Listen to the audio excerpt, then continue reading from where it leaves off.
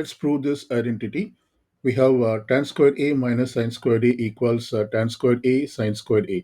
So we have a left side expression, that is tan squared a minus sine squared a, and we have to prove that this is equal to the right side expression tan squared a sine squared a. For this, I'm going to consider the left side expression, simplify this as much as possible so that the final expression is the same as the right side expression. So let's do that. So I'm going to copy the left side expression. This is equivalent to tan squared a minus of sine squared a.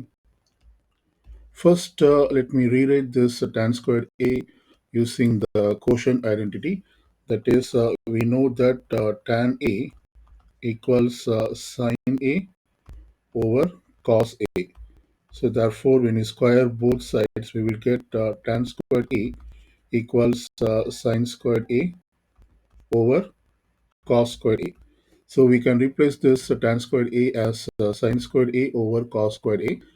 That would be the first step.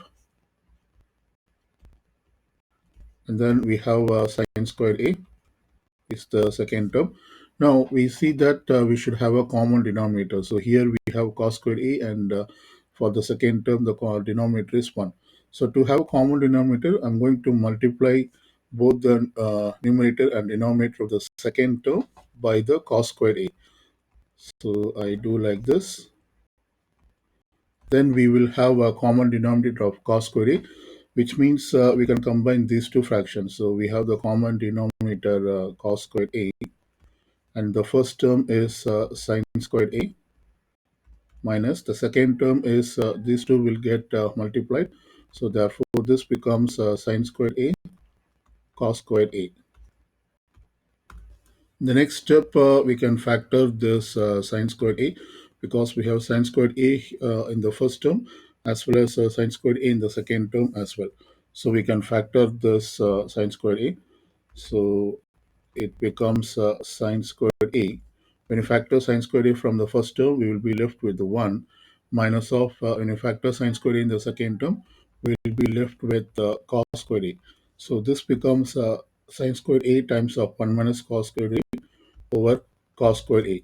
Now we can clearly see that this is basically an identity, that is trigonometric Pythagorean identity.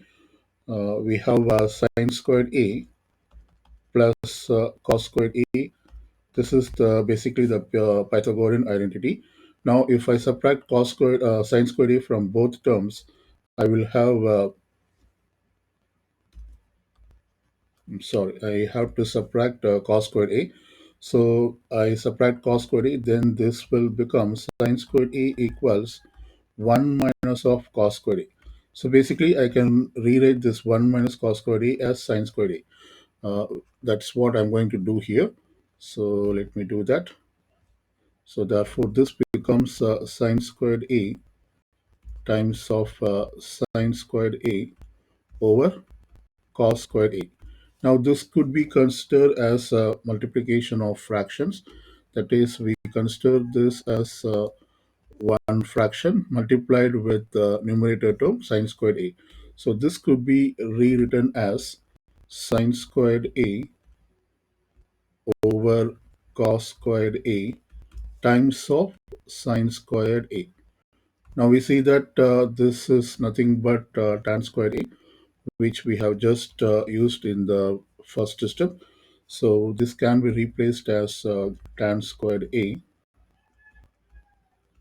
times of sine squared a. And this means this is the same as the right side expression. We have tan squared a times of sine squared a. So you can see that this expression is the same as the right side expression. So we proved the identity.